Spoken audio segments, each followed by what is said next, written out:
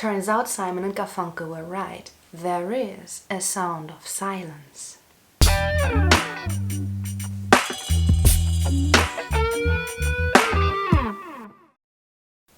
Good day people, this is Mina Koro and I'm back with a video, this time presenting my first minimalistic talk, if you like, about something I've been wondering about lately. And today it is natural noise, or the sound of silence. And of course this has to be primarily, or at least at its starting point, to be about music, right? But I think this goes a lot deeper. There has been this popular aesthetic of lo-fi music, and it's also part of neo-psychedelia and everything. Just the fact that things sound imperfect and have a lot of noise. In this video I'm not really going into the aesthetic of crushing sounds, making a sound like they were sampled from a really old vinyl or something like that. No, this one is actually just about noise. Noise that either wasn't removed through a noise gate or that was actually added on purpose. Here is the thing. Throughout the history of music recording, noise has been a big issue. If some device you used for music recording had a very good noise ratio, that was kind of a thumbs up for its quality, right? If you go through the decades of the last century, you hear an improvement of noise ratios. So the first devices to actually record sounds were really crude. Then came the tubes, then came transistors, cleaning up a lot of the noise, and then everything turned digital. And digital is ones and zeros and can be pristine and crystal clear. And now that we have all those beautiful clear and clean recordings, we add noise on purpose. Why? Well, part of it certainly is nostalgia. And yes, this is me coming out. I was raised with cassette tapes. I'm that old. And I have to say, I just love the anticipation once you push the play button and this happens. Even before the music starts to play, there is something going on there and you know the thing is running and it's coming up. Or same thing goes with the needle drop and the crackling when you want to play a vinyl recording, right? It is certainly nostalgia behind this and the sense of anticipation, because there is something happening before the song actually comes on. It's like an overture to the actual recording, right? But I think there is a little more to this, not just nostalgia. There are people listening to lo-fi music that hardly ever played a cassette tape before. So what is it about this? What is it? There must be something in the noise speaking to us. And I forgot the disclaimer on this one. This is just me blabbering. This is my opinion, and this is just me like sitting with you, sharing my opinion on something and then asking you for your opinion, what you think about this. So this is a little bit of philosophy. There is no absolute answer to this. There's no yes and no. This is just what I kind of figured for myself. So if you want to hear it, keep listening, okay? Noise.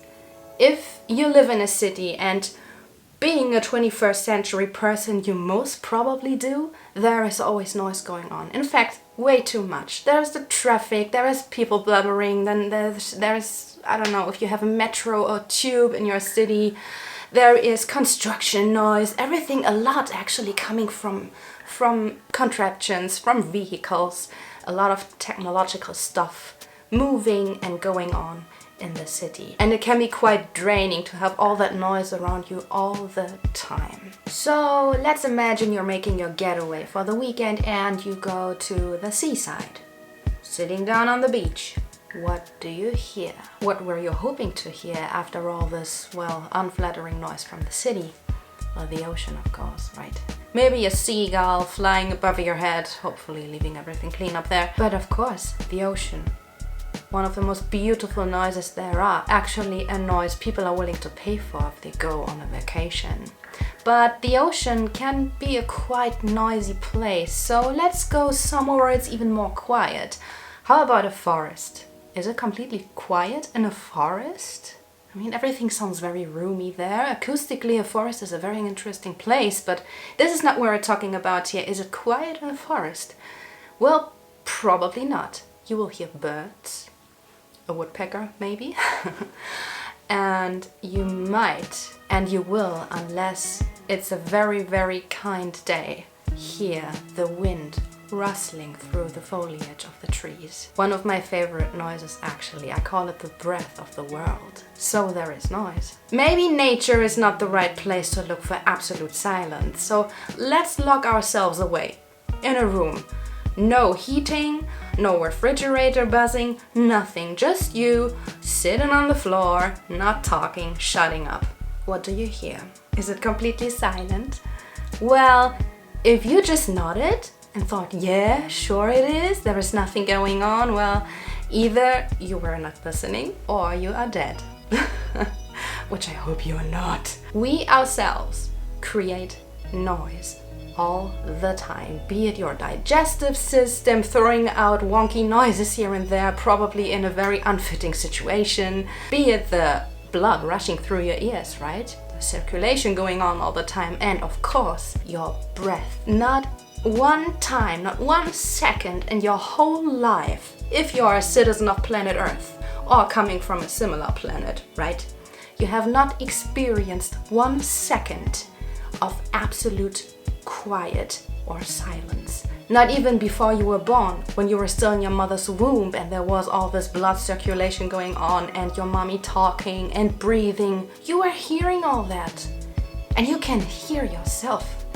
In fact, it's very relaxing to listen to yourself from time to time. It's part of meditation, actually. We are not used to complete silence. So silence has a sound. It does. We developed in a world full of noise.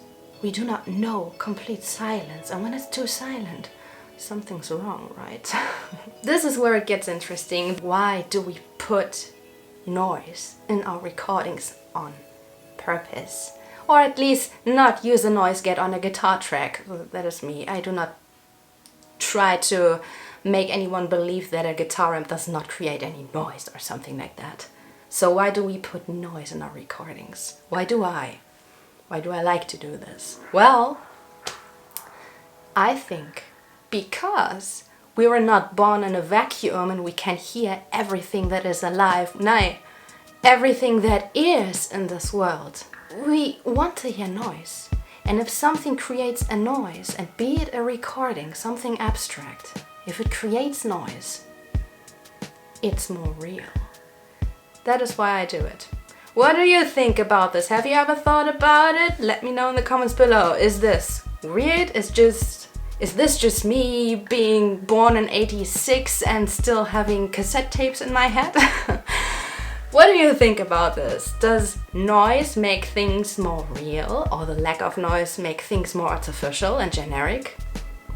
Let's start a conversation here. I hope this was interesting to you, and hope to see you again when I shoot another video. Until then, maybe, and here comes the plugging part, go over to Spotify, listen to my latest singles. I've been busy, so there is something to listen to. Follow me on Instagram, maybe subscribe to this channel, like this video, spread the word, and of course, say something in the comments. I would love to hear what you think. Until next time, have a good one, and tschüss.